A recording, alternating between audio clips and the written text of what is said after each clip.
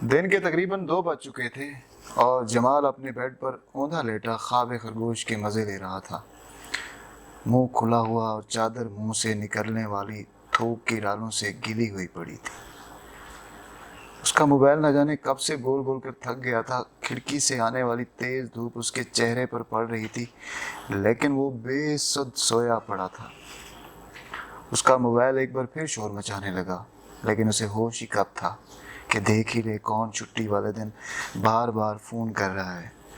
और फ़ोन करने वाला भी शायद कसम खाए बैठा था कि वो आज बात किए बिना नहीं हटेगा।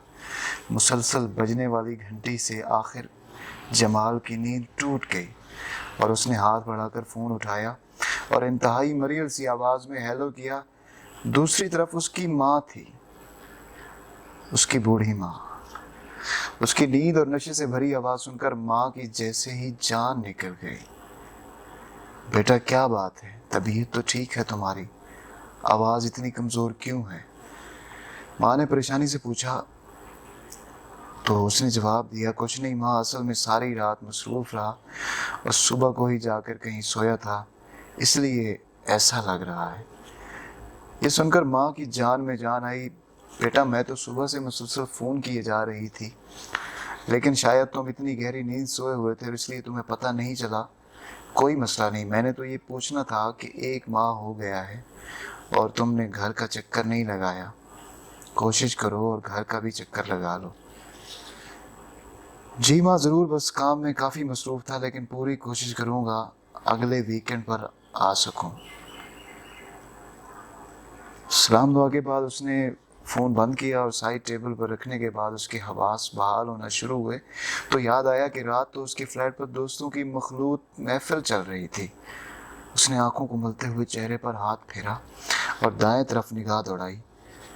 बिस्तर पर पड़ी चादर में कसमसाहट सी हुई।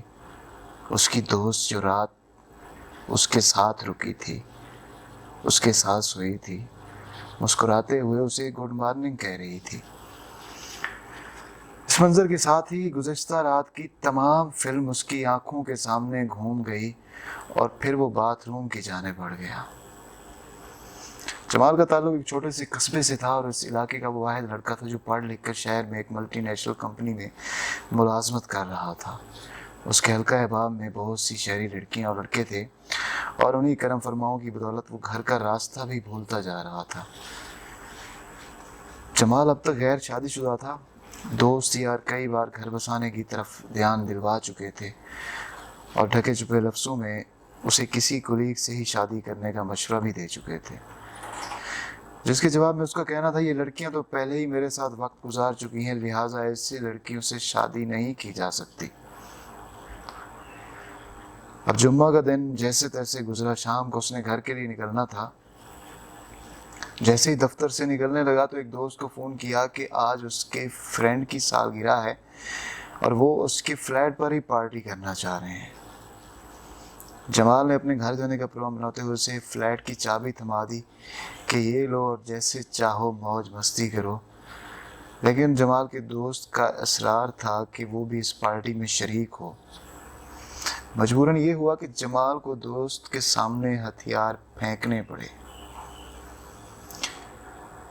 शाम का अंधेरा फैलते ही फ्लैट पर जिंदगी जाग उठी।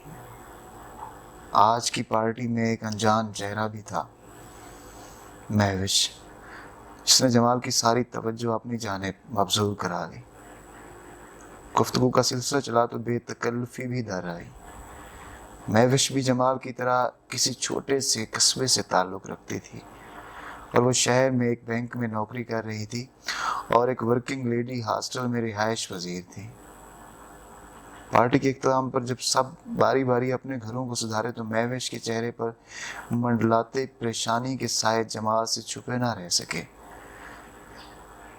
इस्तफसार पर महविश ने बताया कि पार्टी के दौरान उसे वक्त गुजरने का बिल्कुल एहसास ना हुआ और अब वो फिक्रमंद है कि इतनी रात गए वो हॉस्टल में नहीं जा सकेगी और कोई ऐसी दोस्त भी नहीं जहां उसे रात के इस दरमियानी पहर में जिसके पास रात गुजर कर सके। जमाल भी एक नंबर का काइयाँ था। महविश की परेशानी से फ़ायदा उठाने का सोचते हुए और शरीफाना अंदाज में گفتگو کرتے ہوئے اسے اپنے فلیٹ پر رات گزارنے کی پیشکش کر ڈالی۔ مہوش کو پہلے تو کچھ سمجھ نہ آیا کہ کیا جواب دے، لیکن کوئی اور آپشن نہ ہونے کی وجہ سے مجبوراً اسے رکنا ہی پڑا۔ جمال کے دل کی تو کلی کھل اٹھی۔ جمال اندر سے بہت ہی باغ ہو چکا تھا۔ مہوش مدہوشی کی کیفیت میں لڑکھڑاتے قدموں سے اندر کمرے میں جا کر بستر پر ڈھیر ہو گئی، لیکن جمال کے اندر کا شیطان مکمل طور پر جاگ چکا تھا۔ اندھا اعتماد اور گہری ہوتی رات مہوش کی زندگی پر ایسی سیاہی انڈھیر گئی کہ جسے ہزار صبحوں کا اجالا بھی پہنچنے میں ناکام ٹھہرا۔ مریم جاگی صبح تو اس کی قسمت سو چکی تھی۔ شدید احساس زیاں نے اس سے بولنے کی سکت بھی چھین لی تھی۔ آنسو پلکوں کی باڑ پھلانگتے گالوں پر بدقسمتی کی مہر ثابت کرتے جا رہے تھے۔ ہونی ہو چکی تھی، وہ اپنا بکھرا وجود سمیٹے ہاسٹل آ گئی۔ جمال اس وقت ماں کی گود میں سر رکھے لاڑ اٹھوا رہا تھا اور ماں واری صدقے جاتے ہوئے اس سے بہو گھر لانے کی خواہش کا اظہار کیے جا رہی تھی۔ جمال کو بھی اب اپنی زندگی سونی سونی محسوس ہونے لگی تھی، سو اس نے باخوشی ماں کو شادی کی ہاں کہتے ہوئے اسے اپنی مرضی کی بہو لانے کا عندیہ دے دیا، جسے سن کر ماں کی خوشی کی انتہا نہ رہی۔ کچھ روز ماں کے پاس وقت گزار کر جمال اب پھر سے نوکری پر واپس آ چکا تھا۔ انہونی یہ ہوئی تھی کہ اچانک ہی مہوش کا چہرہ اس کی آنکھوں کے سامنے آ کر اسے پریشان کر گیا تھا۔ آج تک ایسی درجنوں راتیں گزاری تھیں اور مہوش سے بھی کہیں زیادہ خوبصورت لڑکیوں کے ساتھ، لیکن جانے کیا تھا جو مہوش نے دوبارہ اس کے ذہن و دل پر قبضہ جما لیا تھا۔ ایک عجیب سی الجھن نے اسے آ گھیرا تھا۔ اسے مہوش بار بار یاد آ رہی تھی اور اس مسئلے کا اس کے پاس کوئی حل موجود نہ تھا۔ وہ شرمندگی کے باعث وہ دوبارہ مہوش کا سامنا بھی نہ کرنا چاہتا تھا، لیکن صبر کا بندھن ٹوٹنے پر اس نے ایک دوست کو کال کر کے مہوش کی بابت دریافت کیا۔ دوسری طرف زارا تھی جو ان کی مشترکہ دوست تھی، جس کے مطابق مہوش کی والدہ کی طبیعت کافی خراب تھی اور وہ اپنے گھر گئی ہوئی ہے۔ کچھ روز بعد جمال کی والدہ کا فون آ گیا اور وہ نہ چاہتے ہوئے بھی مہوش سے توجہ ہٹا کر ماں کے بلانے پر گھر چلا گیا، کیونکہ وہاں ماں نے اپنے جاننے والوں میں ایک لڑکی پسند کر لی تھی جسے کل دیکھنے جانا تھا۔ جمال اور اس کی والدہ اگلے دن لڑکی کے گھر پہنچے، جہاں جمال تو سلام دعا کے بعد سر جھکائے اپنے موبائل میں ہو گیا اور اس کی ماں لڑکی ماں سے باتوں میں مصروف ہو گئی۔ کچھ دیر بعد لڑکی چائے اور دیگر لوازمات سے بھری ٹرالی دھکیلتے ہوئے کمرے میں داخل ہوئی۔ جمال کی نظر اس پر پڑی تو زمین آسمان اس کے سامنے گھوم کر رہ گئے۔ وہ مہوش تھی، کملائی ہوئی، لیکن وہ مہوش کی آنکھوں میں شدید نفرت دیکھ چکا تھا، اس لیے اب نظریں زمین میں گاڑے بیٹھا تھا۔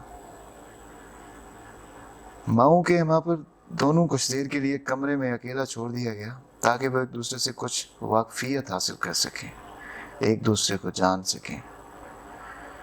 بڑوں کا کمرے سے جانا تھا کہ جمال نے کچھ کہنا ہی چاہا، جسے مہوش نے سختی سے رد کرتے ہوئے ایک نفرت بھری نگاہ سے اس پر ڈالی اور ساری نفرت جمال کے وجود پر انڈیل دی۔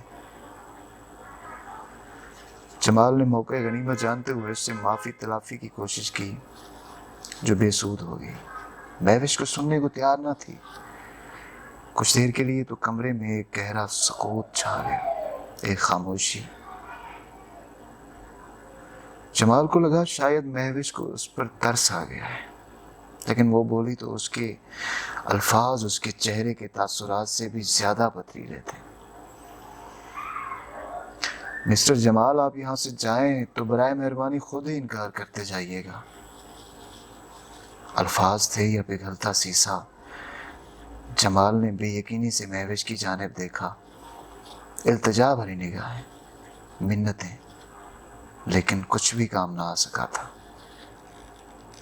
مہوش ایک ایسے شخص سے شادی کرنے کو تیار نہ تھی جو کسی بھی لڑکی کی مجبوری کا فائدہ اٹھا کر اس کی عزت کی دھجیاں اڑا دے، اس کی عزت تار تار کر دے، اس کی عزت اپنے بستر میں رونق ڈالے۔